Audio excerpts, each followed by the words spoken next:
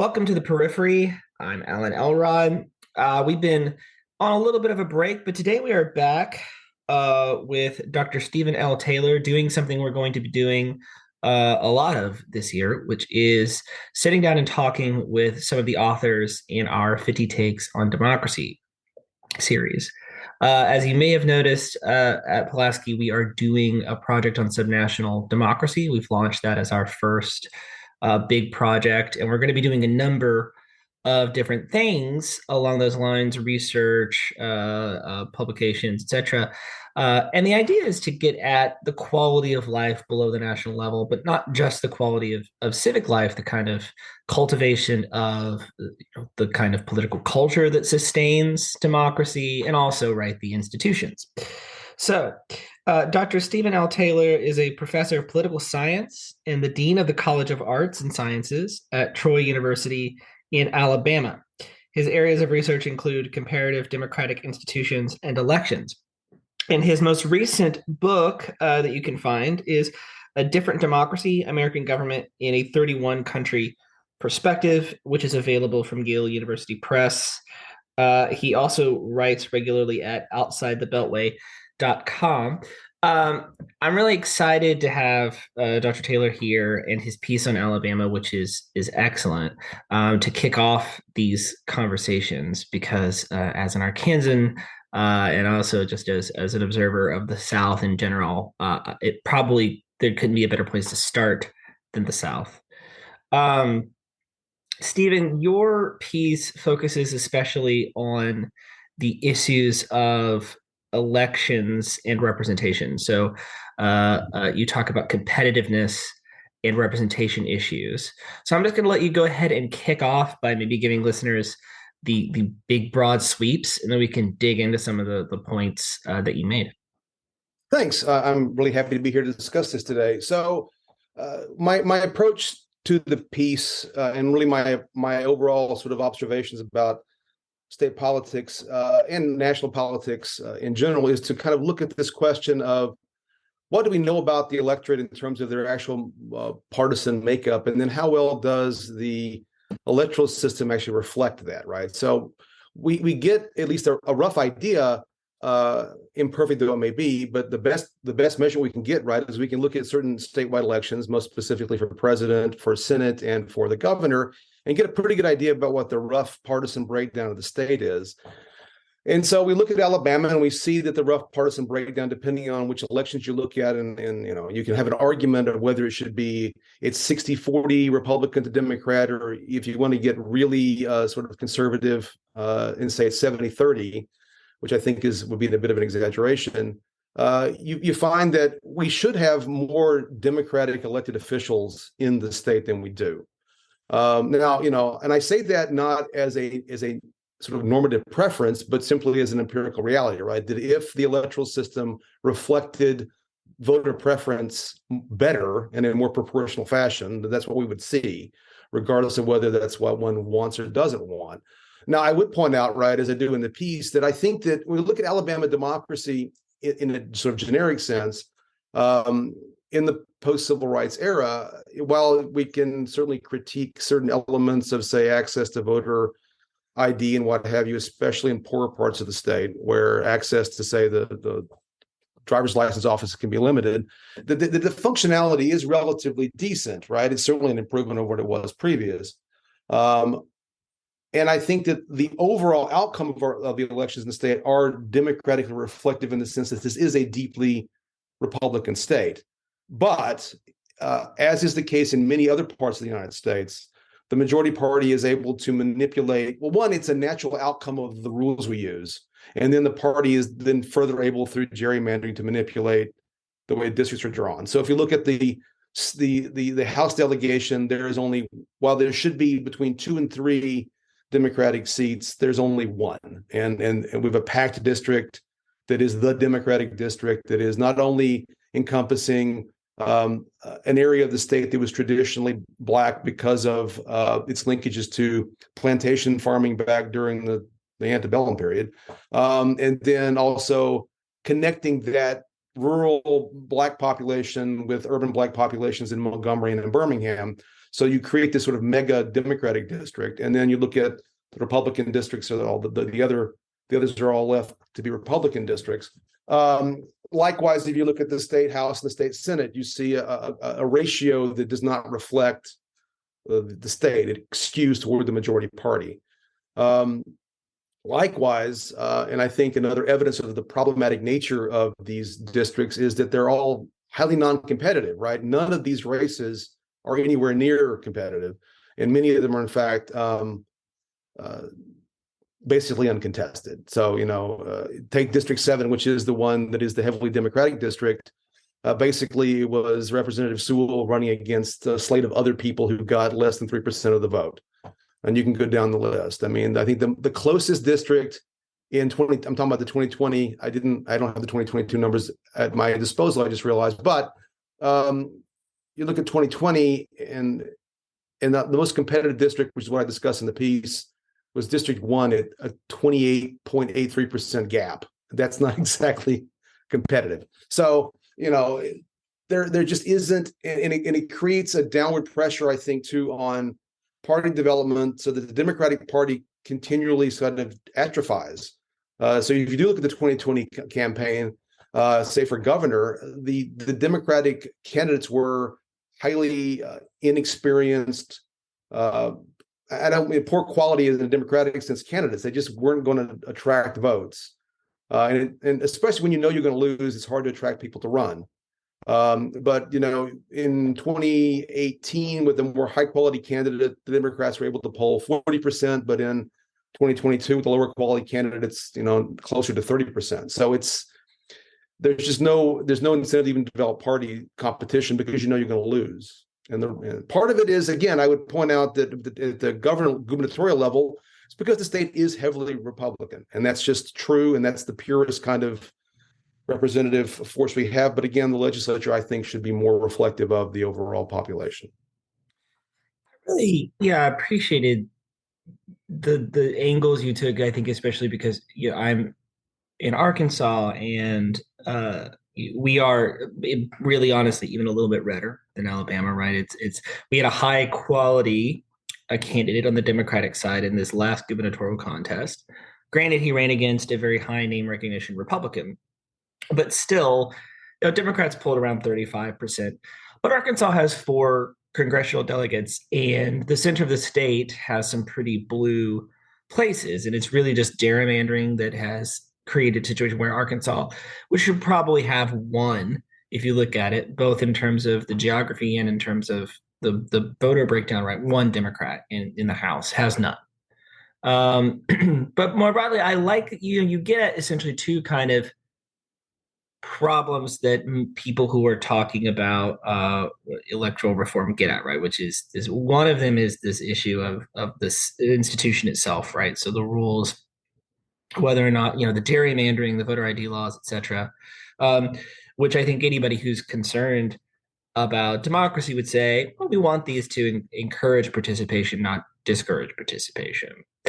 But then the broader issue is the electorate, right? Which is that one of the things we deal with is the idea that, like, if you fix all the rules, every state is actually sort of highly competitive. And I think that's something that you demonstrate to be, right, not true, right? You very clearly make the point that, Alabama is not actually a highly competitive environment between the 2 parties. It's just that it's not reflecting the total breakdown, right?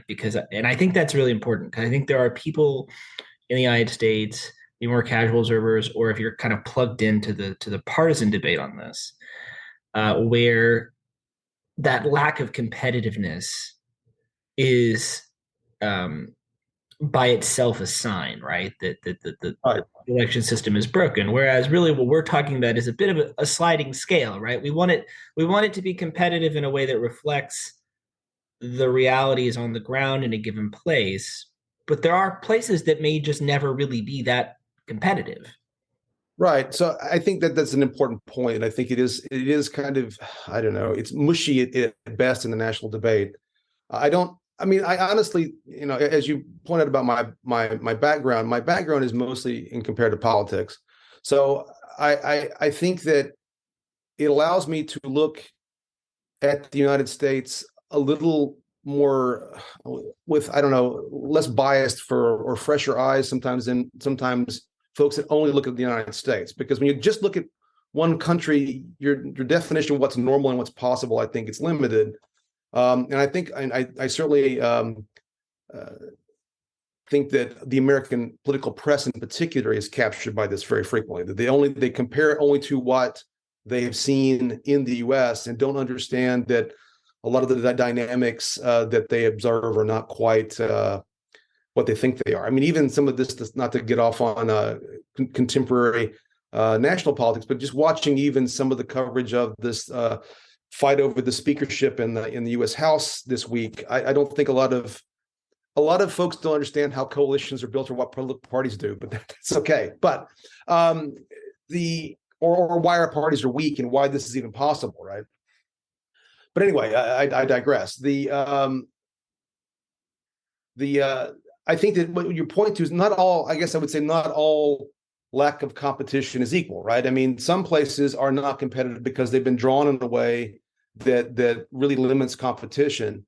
But the reality is there are places where the voters are overwhelmingly in favor of one party or the other, and that's okay. That's democracy. I guess. Well, I know that my main sort of, again, my from the perspective of democratic theory and believing if we start from the notion again that each voter is supposed to be co-equal in the mix, that we should aspire to electoral rules that would unlock each individual voter's relevance, right?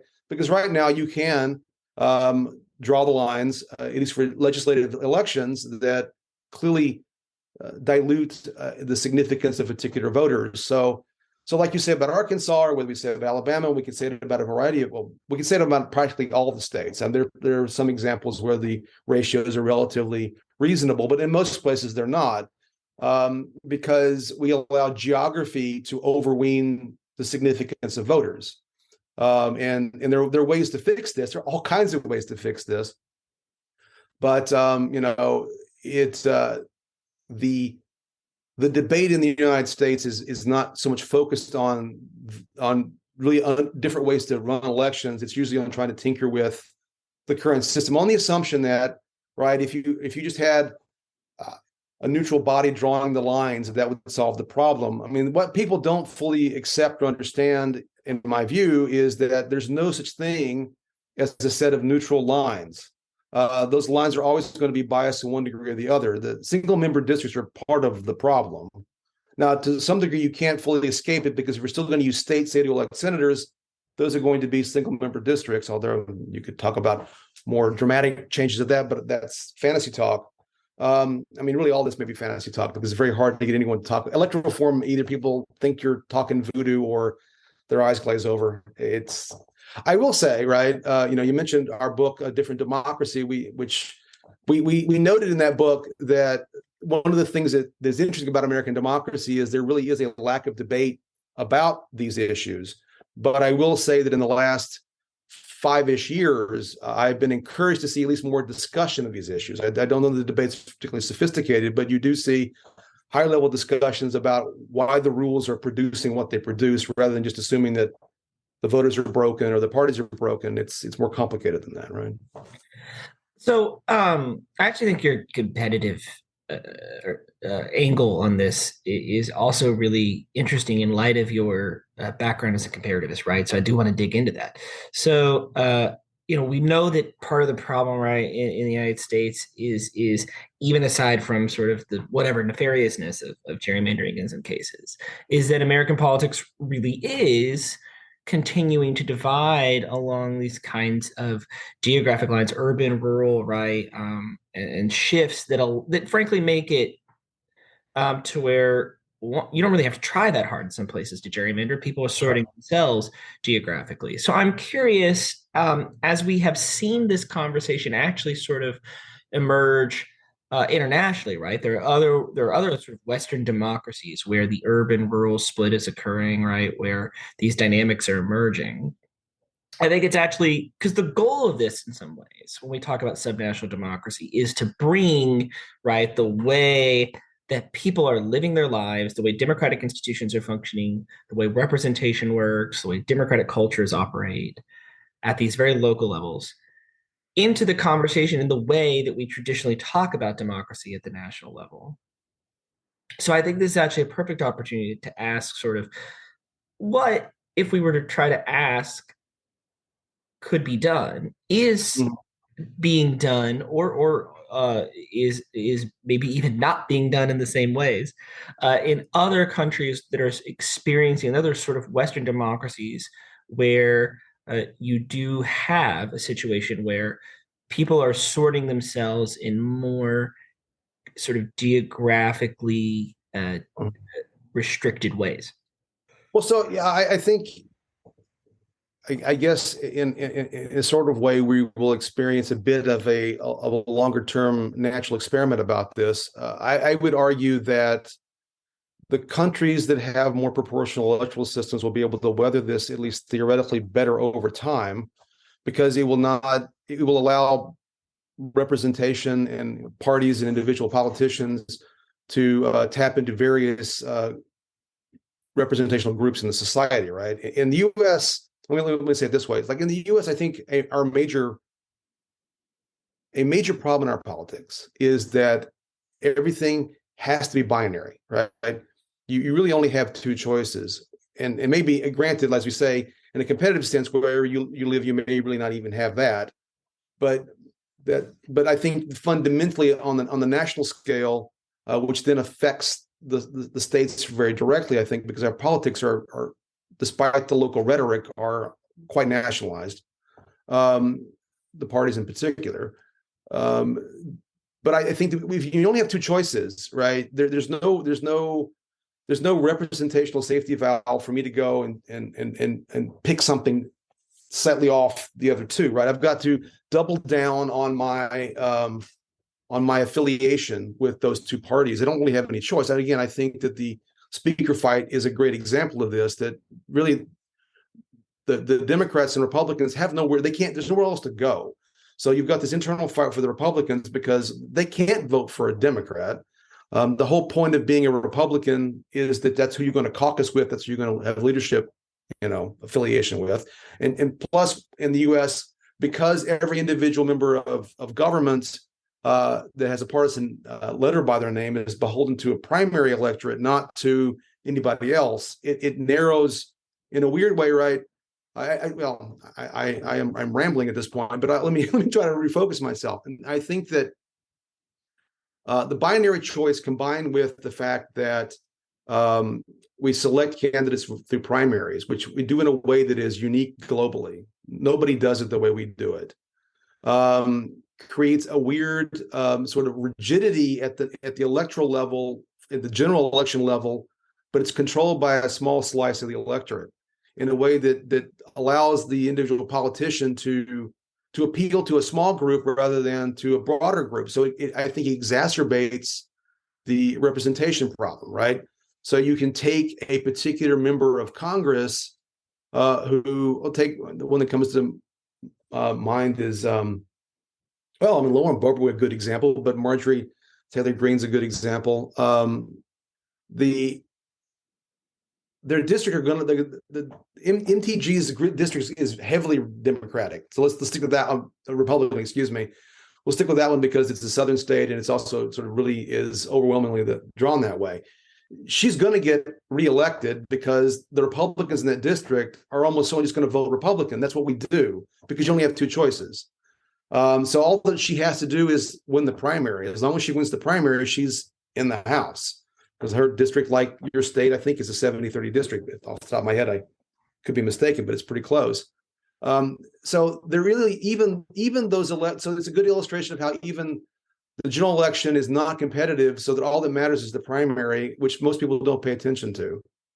Right. I was actually wanting to say, it's interesting because once you start talking about primaries, right, and we've seen actually, right, Republicans even moving towards more closed primaries. Yes. The primary voting, right, we're talking about one of the challenges in your piece, right, is participation, right? The primary Yes. electorate is so small. Minuscule. Um, and yet, partisanship is high enough that whomever, right, that primary electorate selects is most likely to get, generally Yes. speaking, lockstep support, right, of voters. But that's another issue, right? Of like, that is an area where, we were chatting before this about how there's a sort of fantasy politics that Yes. if you got ideal voter turnout, the Beto O'Rourke kind of phrase of Texas isn't a red state, it's a non-voting state, got carried over here in Arkansas. And I never really, I want to see more Arkansans vote for the simple sake that it's Sure. good for democracy, for people to vote, participate, but it never really made sense to me that non-voters in Arkansas would translate simply to just a blue state.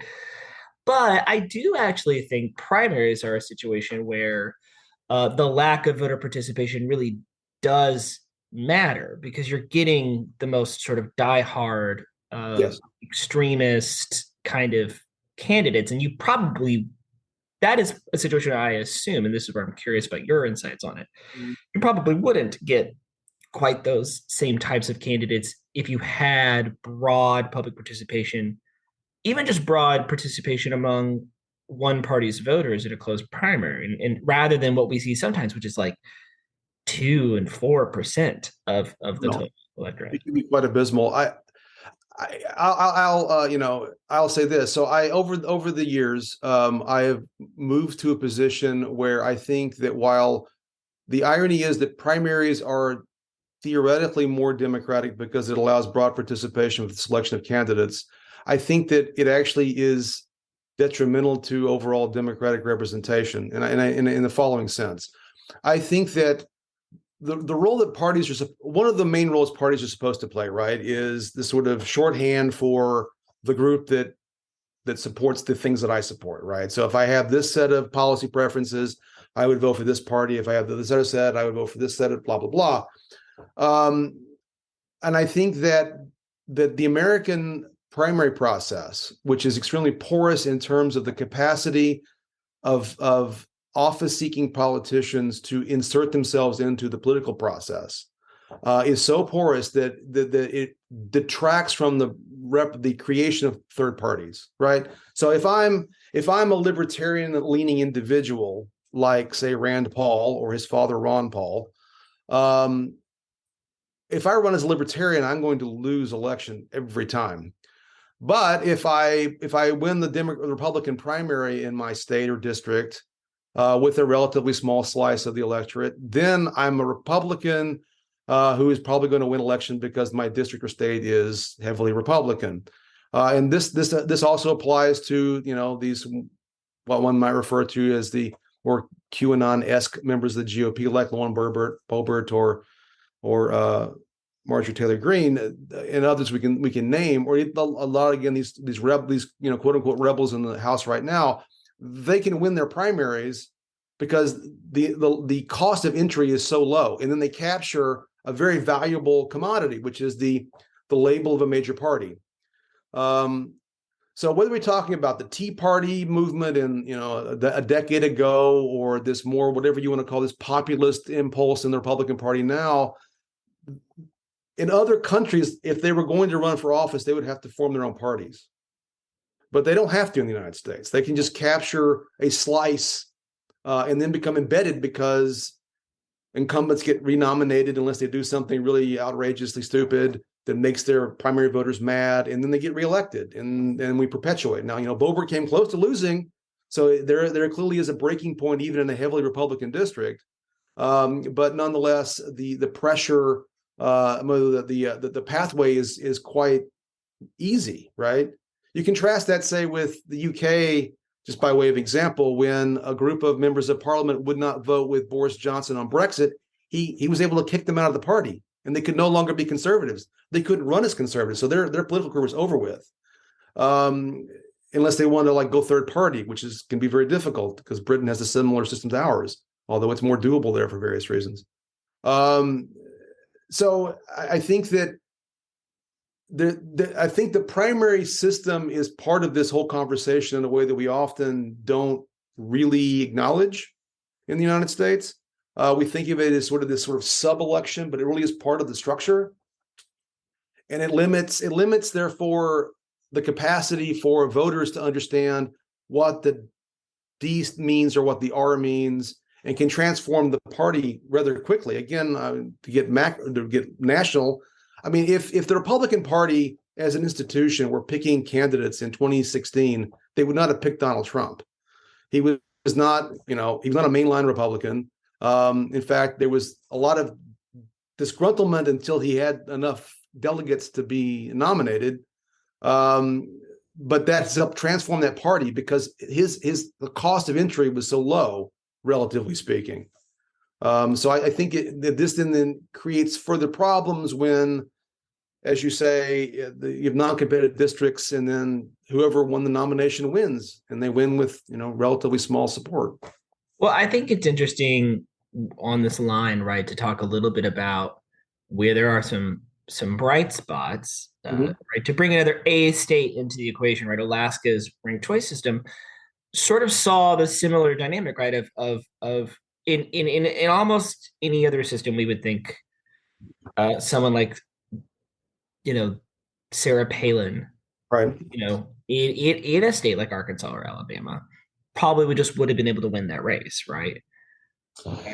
But she gets rejected partly to this ranked choice system, not entirely, right? There's other dynamics there, but there's no way to in other words, you introduce a way to sort of fend off that sort of candidate, even in a general election, right? Because people have the ability to say, well, I don't. This is maybe for partisan reasons or whatever else, the Democrat isn't my first choice, but Sarah Palin is my last choice, and I really don't want to have to, because that's another dynamic of this, right? Is people, right? Because people's partisan identities, they have these preferences, right? Where they'll say, well, okay, I'm never going to perhaps vote for, if you're a Republican, Democrat first. But there might be situations where you would like to opt into voting for someone else first, and then maybe the Democrat as a second choice, as a backup, right? And the dynamic played out similarly.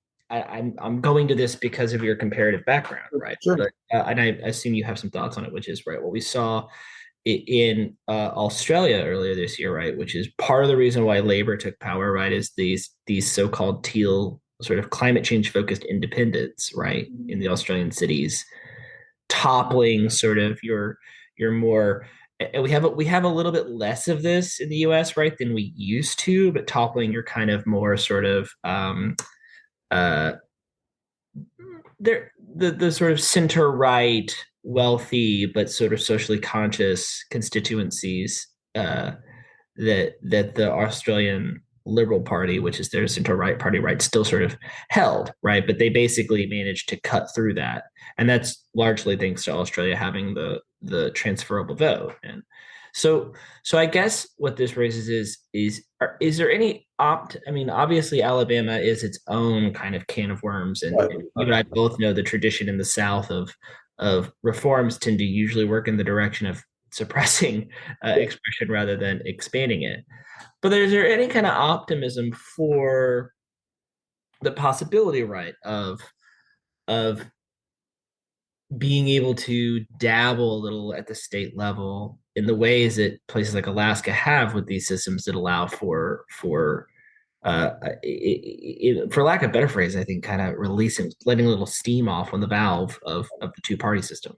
So, I mean, well, okay. So I have lots of thoughts about this, but I will sort of at least state, and we can come back to there or not because it's a complicated conversation. I mean, if I were magical and could change the electoral system, I would opt for either some kind of open list proportional representation system where we vote lists, and then the party that gets the percentage of votes gets the percentage of seats, or really my ideal system probably is what they have in Germany and in New Zealand, which is mixed member proportional, where you do vote for a member of you vote for a local district representative, but you also vote for what party you prefer, and the distribution of seats in the legislature is linked to the national distribution of preference in parties.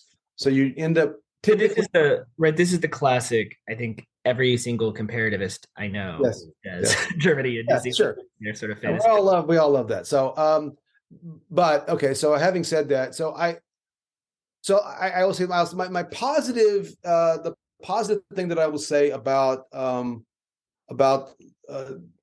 Alaska's sort of top four primary and ranked choice general election is that I am sort of to my point that I raised earlier, at least as an example of folks in the United States thinking about the way electoral rules can be different, um, and um, and therefore helps further, I think, this conversation. the my I'm not a super fan of it in the following sense, because I think that, and you can compare it also to a degree to, it's not quite the same thing, because California's top two and a couple of the Pacific Northwest states have top two in the primary, and then whoever wins the top two is in the general, regardless of what their vote totals are. Um, in Alaska is a little different, and I guess we've got some other ranked choice examples in a couple of places, but I think that ranked choice voting is I don't know that we empirically ultimately solves there's an assumption that it creates a moderate outcome, and I don't know that it doesn't always actually do that. And it's often dependent upon the district in which it is in, right? I mean, and so the problem is, because I still think the core problem from a democratic representation and competitiveness point of view is, again, the single member district is going to, by definition, whatever the voter distribution in that district is going to skew the outcome, right? So I think in Alaska, what we're seeing is, I think, at least two different dynamics converging with these new rules. I mean, one dynamic is that Sarah Palin, in particular, to be the sort of personally about the candidates themselves, because she did come in. Ultimately, she came in. I'm trying to remember. She came in second or third. I think she came. Did she come in second in the first round or third? I can't recall. I think she came in third. It doesn't I think it matter. was third, right? She performed pretty Yeah, poorly. she came in third. So I think that Sarah Palin had burned some bridges in Alaska that made it very difficult for her to compete, and she miscalculated, and it helped split that Republican vote in a way that it otherwise might have accrued to a Republican outcome. So I don't know how much we can judge with her as a candidate, but I think the other more important part is, to use a political science term, Alaska's weird, right? Alaska is it's a weird state in terms of trying to make these judgments in terms of parties. So, because at least two examples come to mind, right? This is the state where Lisa Murkowski was able to win re-election as a write-in candidate. That's unusual. And then you have this whole dynamic with the coalition government in the state legislature that we just saw emerge, which I know has happened in a couple other states as well. But it's especially, I think, Alaska is not, even though it's a red state, it's not, I don't think, as deeply red as people think it is. So, and it's also so small. I mean, the population, we're not talking about a lot of people here. It creates its own kind of dynamic. So I'm hesitant to make a lot of conclusions from that. And I think also that ranked choice voting in single seat districts, especially with, again, the porousness of our primary process, it in fact weakens parties further, which I think is actually ultimately a negative, right? Because now, if two or three people can be Republicans and two or three people can be Democrats, where's the incentive to form that third party that might actually change things in a way that people would understand who's representing them and why, right? I'm still probably going to focus on my partisan ID. I just have multiple choices now, but it still doesn't create, I think, the clarity that's necessary to create better representation. So this last thing you're saying, I think, gives me a chance to shift, in a way, kind of downshift from Sure. the academic conversation we're having to, you're living in Alabama. What I Right. mean, the things you discuss in this piece, what do you think, in a way, this affects the average Alabamian? Is this the synonym? I mean, that's right. Yeah. Alabamians, um, political imagination, right? Right. Like, because I think when we talk about these things, it can sound very much like we're engaging in sort of just an accounting process, right? And that's true, right? We're counting votes, we're looking at numbers, but on a personal level, right? There are real effects, right, to people feeling as if they can or can't actually affect the Right. outcomes in a given place. So what do you experience, I think, as the kind of um maybe everyday Alabamian who's even not necessarily even just Democrats, perhaps even just those who aren't sort of dyed in the wool conservatives. Right. There's sort of sense of political possibility where they live.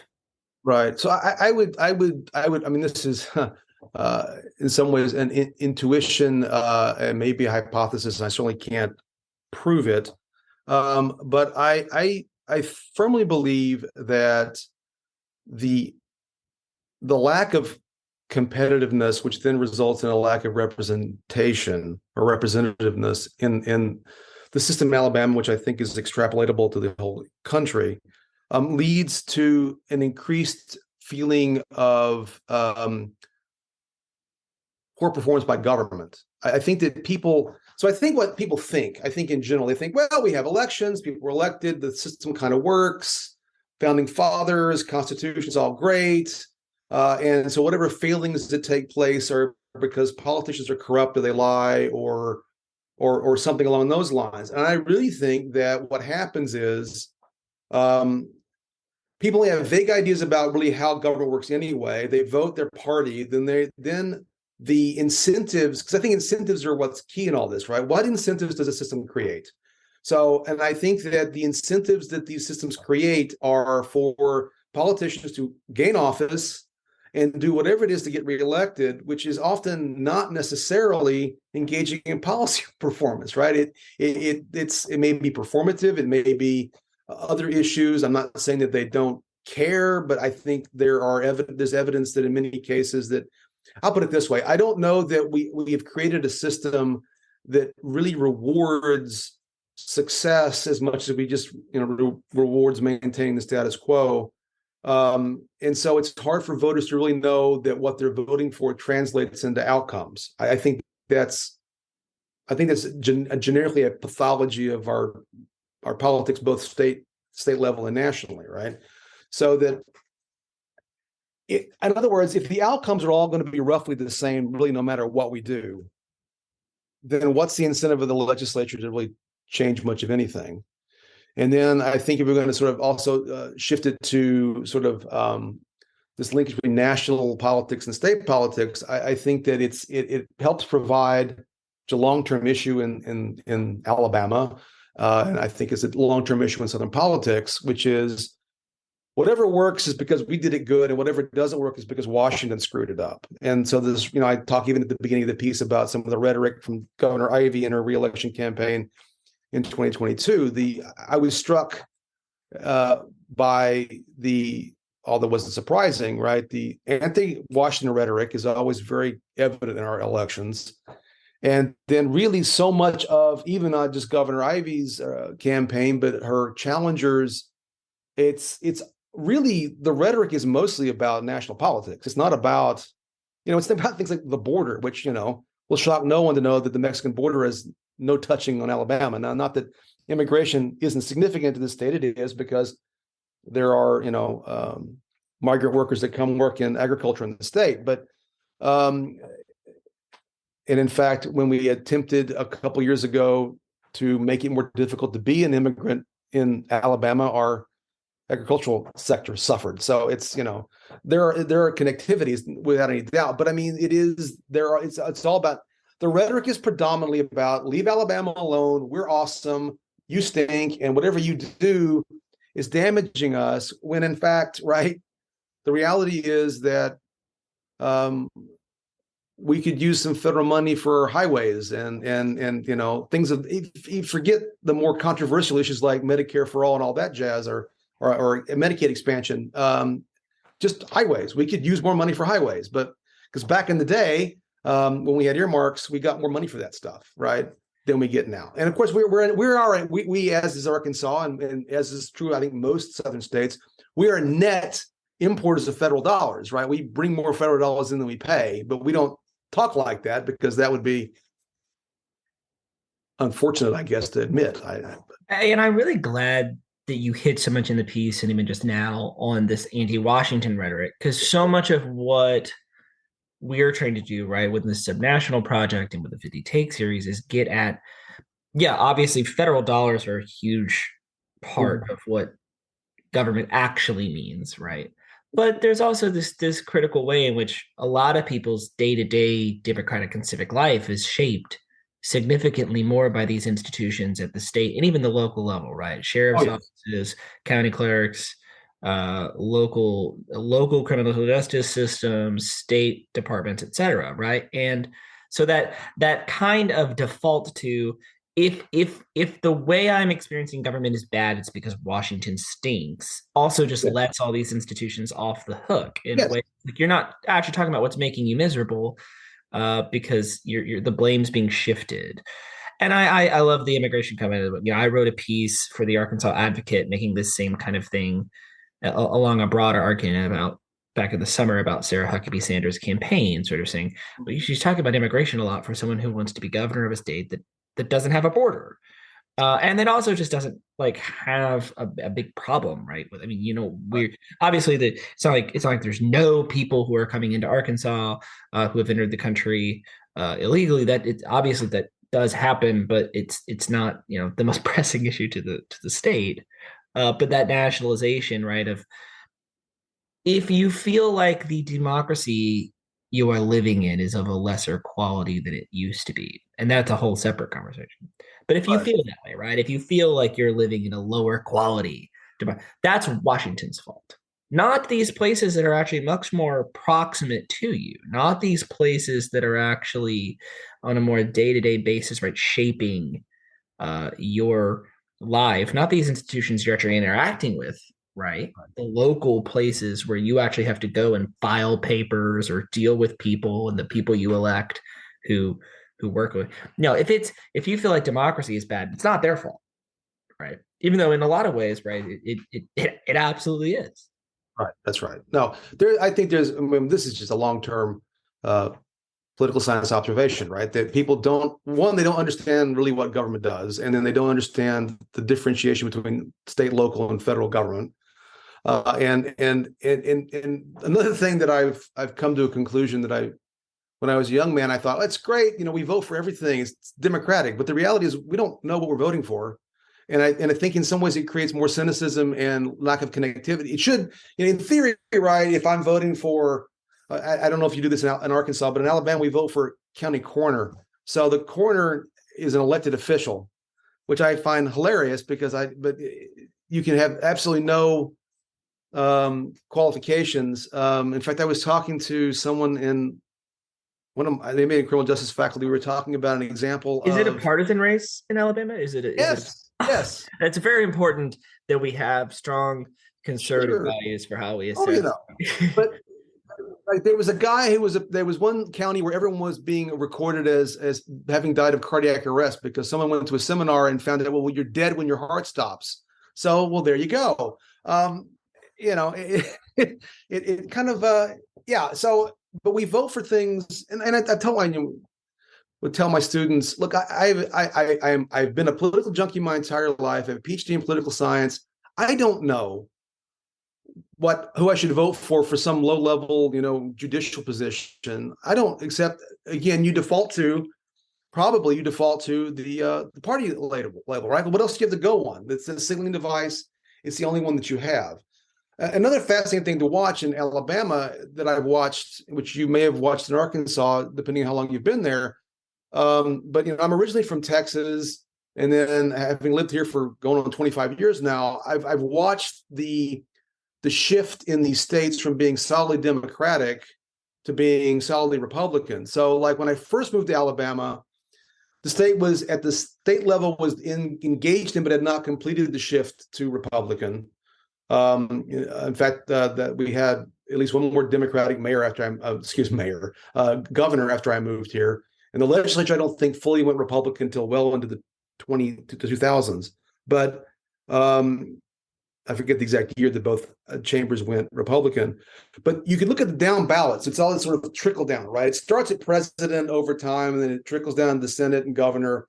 And then, so when I first moved here at the local level, all of the offices that were uncontested were Democrats. And now all the uncontested races are Republicans because Yeah, that's you'll love this. This may blow you away. When the outgoing governor Asa Hutchinson, the governor yeah, before him, yeah, which obviously because he served 2 terms, you have to go kind of back. Mike yeah, Beebe is a Democrat, but yeah, Mike Beebe won his reelection in 2010, mhm, winning a majority in every single Arkansas county. yeah, He did not every if you look at the map, every single county was blue. yeah, yeah, yeah, yeah, And yeah. that's, That's correct. I mean, that's astounding. And then It that is. wasn't even the case in the first election, right? So like these are, but and obviously there's all sorts of things we can talk about like sort of some of that shift being a bit of a mirage, right? Some of these voters Sure. always having it, but some of these voters never the voters didn't really change, they just caught up with national trends, et cetera. But Right. but it's still it blows. My wife is also from Texas, and it blew her mind though when I said like, yeah, 12 years ago we had a statewide election, and every statewide official was a Democrat, and not only that, but the person who won the governorship on reelection won every county, and that's astounding. And she's always just like, how is this possible? And then we kind of obviously get into the Oh way no. that has changed or not actually changed in the way it's just mirrored other things but yeah, no, it's true. And I mean, I'm from my very childhood days that I can't quite remember, right, were the Bill Clinton years, right? Mhm. So obviously Arkansas has those Yeah. in living memory for many people, right? Sure.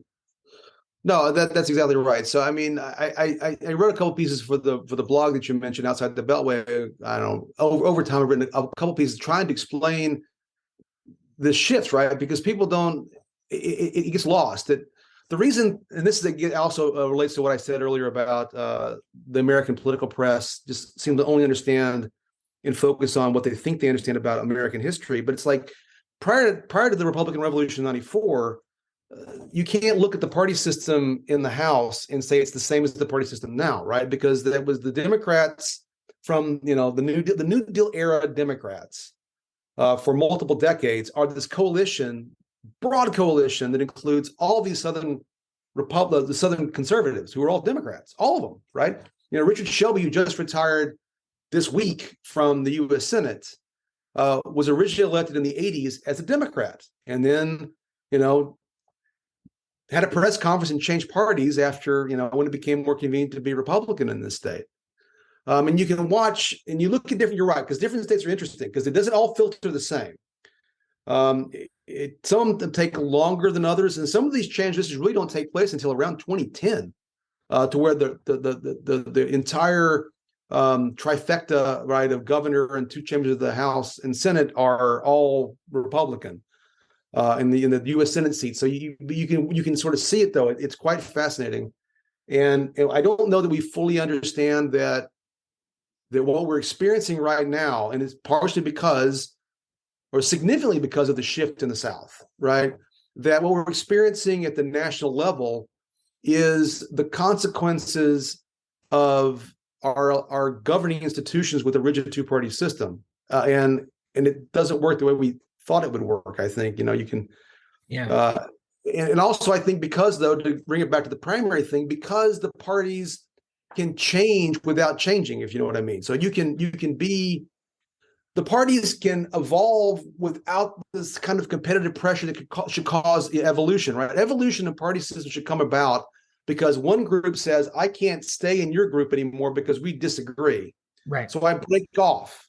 And then we have a different kind of fight.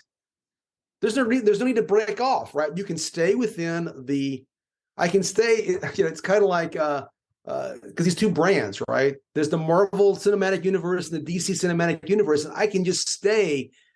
If I could make a movie, right? I can make a terrible superhero movie and just call it a Marvel movie.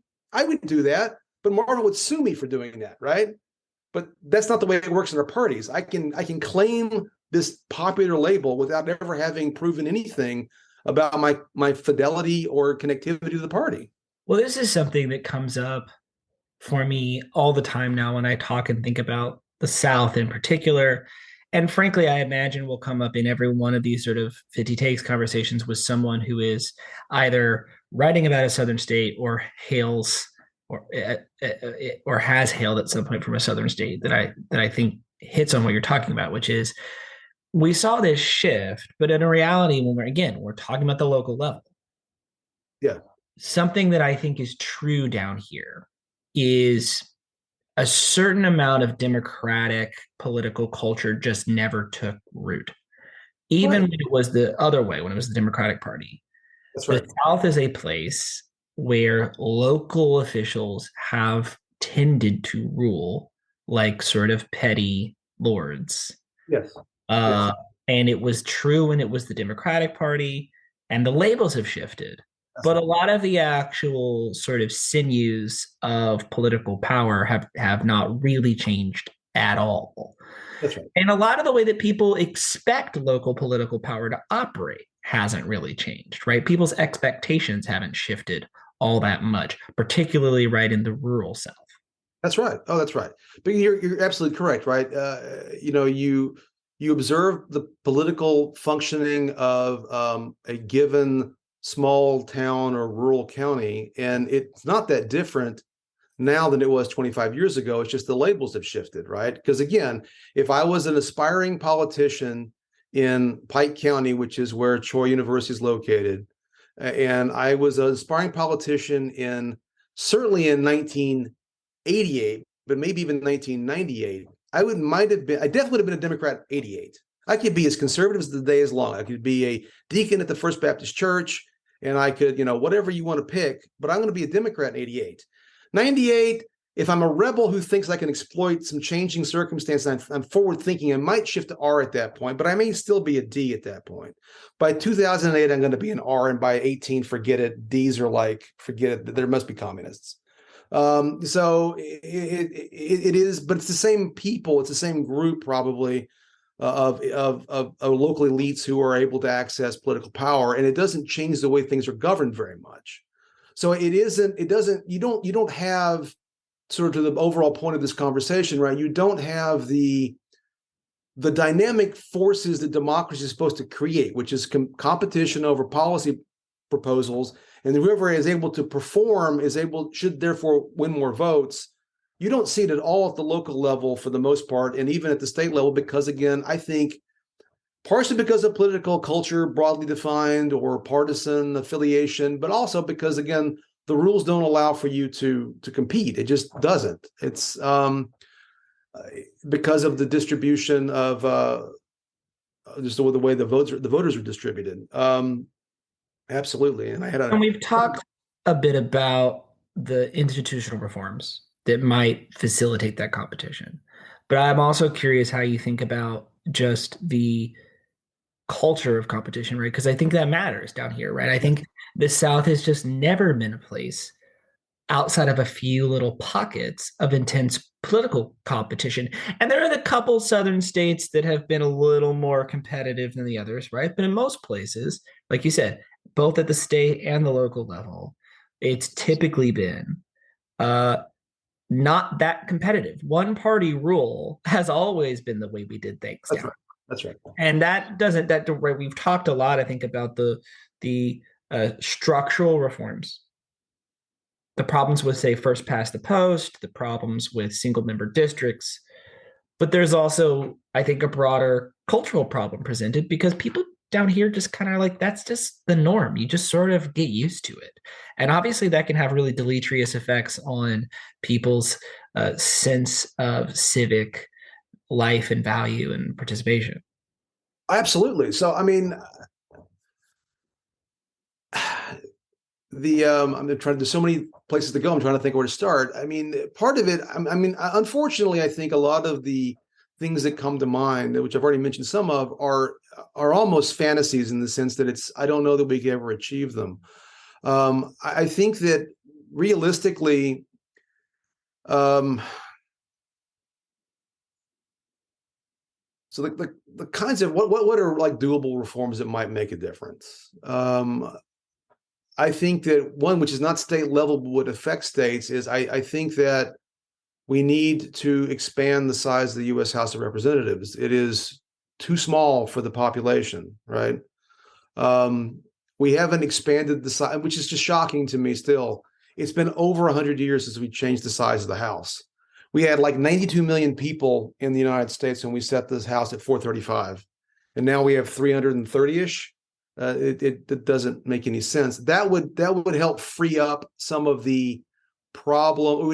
It would dilute the problems of single member districts to a degree. When I tell my students, by the way, about the house size, I always put it in a comparative context. I talk about like, the over 600 members of the UK Parliament, or the size of the French National Assembly, or even, while it is technically smaller than the American House, the size of the Australian House of Representatives relative to Australia's population. And as soon as I usually inform them, oh, here are all these countries with significantly smaller populations that have much higher Yes. proportions of representation seats to people, it usually stuns them. Yes. No, there's so many, there are lots of things that are stunning. So I think that would help. And it is something that is, of the list of possible reforms, the more doable, because it's doable by statute. But of course, you still have to overcome the perception of whether it might help one party or the other. I mean, really, it theoretically would help Democrats more because there are slightly more Democrats in the U.S. than there are Republicans. So that would be that sort of barrier. Although it doesn't have to stay that way, right? And then the other part is, I do believe also, right, that, and this is kind of the irony, that if we had more competitive politics, the two parties would have to adapt better, including the Republicans. But right now, they're afraid of adaptation, in my view, and therefore they don't want any reason to have to adapt. So they're afraid. They're afraid that if there were more competition, they would lose. I think that there's more competition, they would learn to compete, right? To again tap into Southern culture. It's like, a lot of our elections are too much like college football, where the SEC is playing some Division II school, and you know what the outcome's going to be, right? We need a way in which to encourage more competitiveness, Anyway, so I think the house size would be a big deal.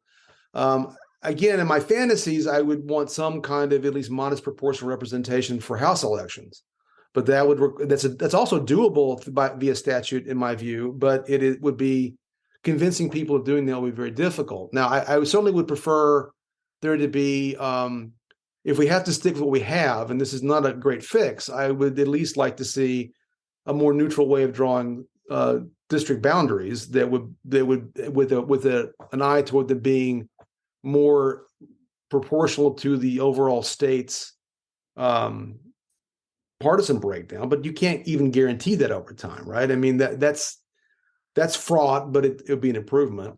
I mean, I think that we would, again, I don't see convincing people of this, because it sounds like you're asking for a lack of democracy. I would prefer that we started to phase out primaries, but that's a long road to hoe, because I think that primaries really do, ironically, make competition less viable, because there's no reason to form any kind of third party.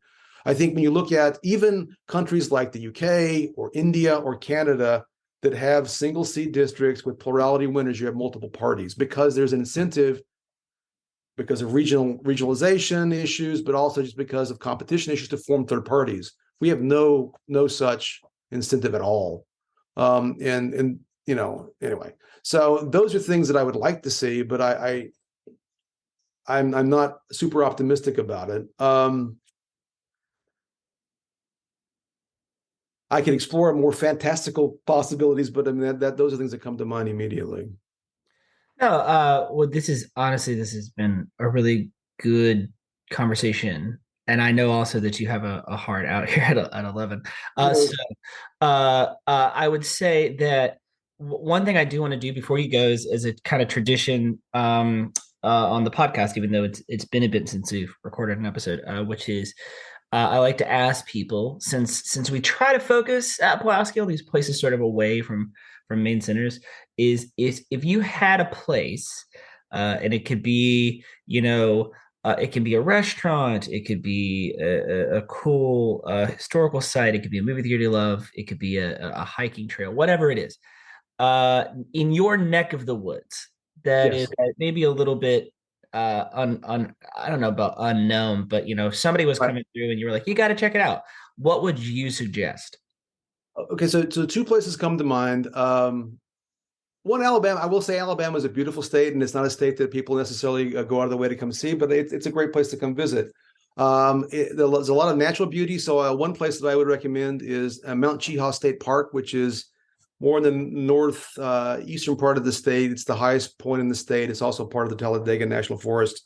Beautiful, especially if you're ever around during fall colors. Great place to go.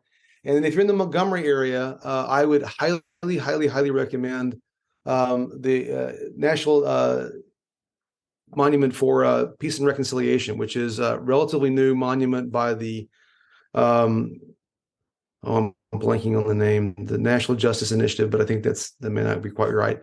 But it's a monument to lynching, and it is a sobering. It's one of the most impressive. It's a very large installation in downtown Montgomery, which is it's very impressive and very sobering, and a stark reminder of our political past in this part of the country, although all over the country, unfortunately. But I would very much recommend that location. So those are two recommendations. Excellent. Well, Dr. Stephen L. Taylor, thank you so much for your time. Listeners, you can go and read, if you want, his piece for our 50 Take series, which is Alabama, Lack of Competition in Election Skepticism Down South. Also check out his book, which we referenced earlier in the episode, and is available from Yale University Press. Thank you so much for your time, Dr. Taylor. I very much enjoyed it. Thank you for having me. All right. Thank you for everyone for listening, and we will see you next time. The Periphery is a production of the Pulaski Institution. I've been your host, Alan Elrod. Our music was written, recorded, and produced by Brandon Ragsdale and Cody Smith. Thank you for coming, and please join us next time.